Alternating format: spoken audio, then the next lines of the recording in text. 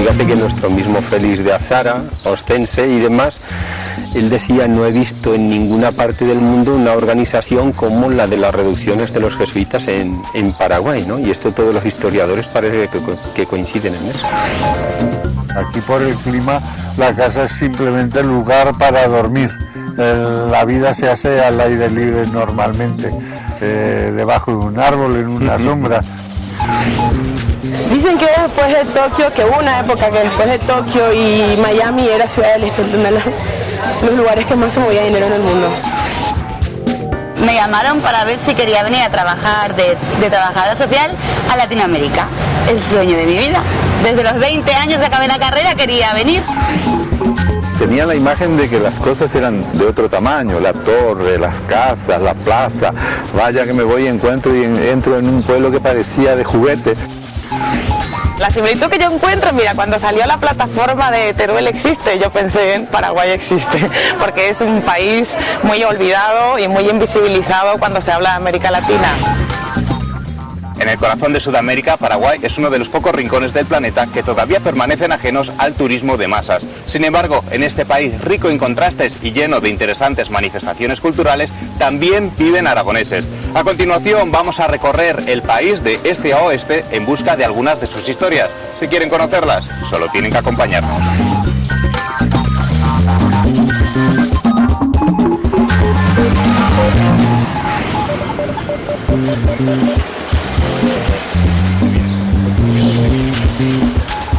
En el mismo centro de Asunción, junto al Panteón de los Héroes, hemos quedado con un aragonés, con Paco, que creo que aquí lo tenemos. Paco, ¿verdad?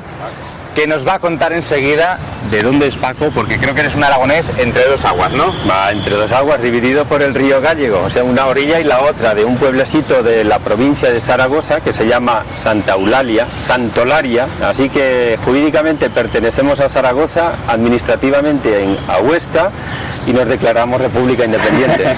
Y he sido profesor en varios colegios de acá del Paraguay, incluso en la Universidad Católica, y ahora estoy como vicerrector académico en una universidad de reciente creación de hace 3 años. Pero tu primer paso aquí fue como religioso, ¿no? Como religioso marista, y de hecho vine con ellos a una obra que empezaban entonces en Coronel Oviedo. Pero aunque decimos que es religioso, laico también, que no era sacerdote. Laico, no era sacerdote, no clerical. Como profesor sabrás mucho de Paraguay, me imagino, porque es un país de los grandes desconocidos de Sudamérica, ¿no?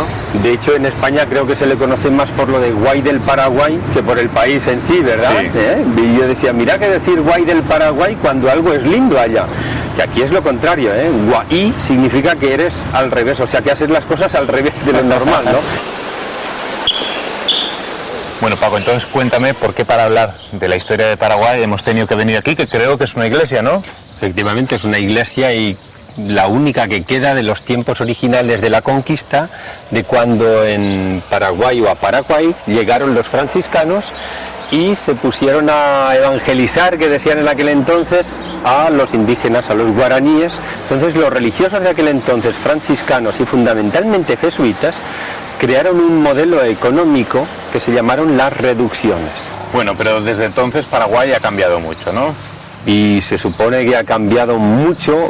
A veces la duda que nos queda estudiando la historia y demás es si ha cambiado para mejor o si hubiera continuado un modelo que en aquel momento se empezó de producción, sobre todo de producción y de organización civil, como fue el de las reducciones, a dónde habría llevado, ¿no? Fíjate que nuestro mismo Félix de Azara, Ostense y demás, él decía: no he visto en ninguna parte del mundo una organización como la de las reducciones de los jesuitas en Paraguay, ¿no? Y esto todos los historiadores parece que coinciden en eso. ¿Y en estos 22 años en Paraguay, Paco, ha cambiado algo? Yo sí, entre otras cosas tengo 22 años más, ¿eh? Y imagino que también se cambia algo la forma de ser, porque el ritmo de vida del lugar, la misma climatología, sin querer nos hace diferentes, ¿no? Antes te estaba hablando precisamente de los inicios del Paraguay en la época de la colonización, el Paraguay conocido, ¿verdad? Y ahora el Paraguay actual, pues hay otro tipo de realidad donde lo que es el comercio informal, tipo el que estamos viendo, una señora que pone un puesto en la calle, el otro que tiene algo de ropas, el otro que vende relojes, lo que fuere, ¿verdad? Lo que llamamos el comercio informal se constituye casi en el 80% del movimiento económico del Paraguay, que es lo que llamamos la economía sumergida. O sea, hay un 80% de personas, trabajadores que no pagan impuestos, digamos. Evidentemente que no pagan impuestos, pero que tampoco tienen ningún beneficio social, o sea, ni jubilación, ni asistencia médica, ni nada de nada. En lo económico es el sálvese quien pueda. De ahí uno de los casos que se han dado últimamente, que ha sido la inmigración masiva. Bueno, una característica que he visto del Paraguay actual es las gomerías. Ahí por todos los caminos encuentras una cada poquísimos metros. ¿Por qué hay tantas? ¿Y en qué consiste la gomería? Bueno, pues una gomería es, aquí le llamamos al lugar donde se arreglan los pinchazos. ¿Por qué hay tantos pinchazos? Primero, porque habrán visto que las rutas están llenas de baches y las mordeduras de las cubiertas son continuas, o si no las rutas de tierra y troncos y demás. Y la segunda causa, como pueden ver en estas cubiertas de por aquí, fíjate que andamos con cubiertas prácticamente lisas. No, prácticamente no, totalmente lisas, ¿no? Entonces, bueno, es muy común que se llante, claro.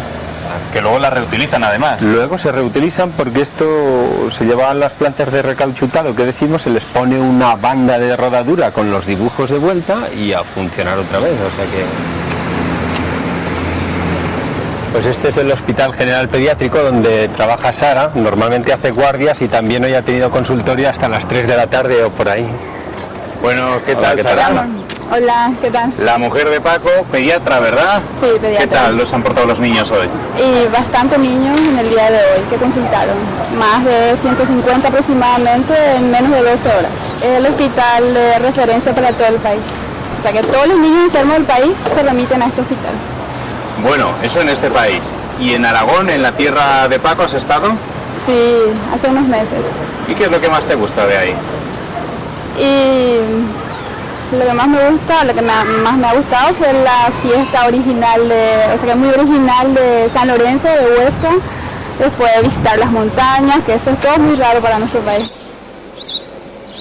Esta es la ciudad de San Lorenzo, que es donde vivimos, ¿verdad? Es una ciudad que tiene unos 360.000 habitantes, pero acá en Paraguay lo que llamamos las ciudades, los pueblos, tienen la característica de ser muy extendidas, o sea que no vivimos unos encima de otros en pisos como allá, sino, ya lo ves, cada casa tiene su predio, que le decimos aquí, donde uno tiene su jardín, otro, o sea, hasta un poco de huerta, etcétera. Oye, y aunque San Lorenzo tenga 360.000 habitantes, parece que es una ciudad bastante rural. Una persona que como tú ha vivido en Santa Eulalia de Gállego tanto tiempo, ¿le es más fácil adaptarse al Paraguay? Sí, evidentemente. Paraguay conserva casi todo el Paraguay, excepto el centro de Asunción, pues un aspecto rural que recuerda mucho a la España de hace unos años, no a la de ahora. Lo único que le falta a Paraguay sería tener acá los Pirineos a mano para de vez en cuando pegarse. ¿Y nos gustaría entonces volver a Huesca, Zaragoza, Santa Eulalia? ¿Qué pasa, Sara? ¿Algún día? Algún día podría ser. Hombre, ¿quién llega aquí? La joya de la casa es esta. Hola, Ariel, ¿te llamas? ¿Y qué camiseta más chula llevas? ¿De Huesca? Yo soy Jorge. ¿Nos invitas a pasar a tu casa? Sí. Venga, pues, vamos. ¿Y ese nombre, Ariel, que habéis puesto a vuestro hijo, de dónde viene? Porque guaraní tampoco suena. No, guaraní no es del Pirineo aragonés, un pico que allá subiendo a Candanchú, muy lindo, en forma de triángulo cerrando un valle precioso. Y ese es el pico de Arriel, que debajo tiene los llamados ibones de Arriel. Toda la familia está en Huesca.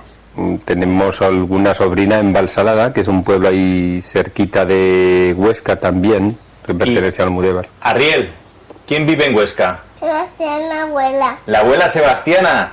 ¿Y tú has estado en Huesca? ¿Te gusta? Pero está muy lejos, ¿verdad? ¿En qué hay que viajar? En avión. En avión, claro que sí.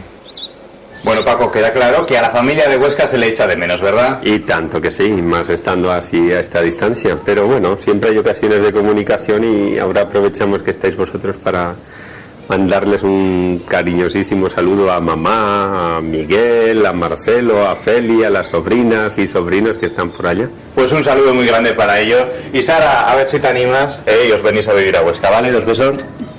Y tú con ese nombre tan aragonés también te tienes que venir, ¿vale? Un placer, de verdad, y hasta muy pronto. Vale, que vaya muy bien. Adiós. Saludos. Diles chao. Saludos. Saludos a Huesca, dile. Saludos, Huesca. Muy bien. ¡Ole!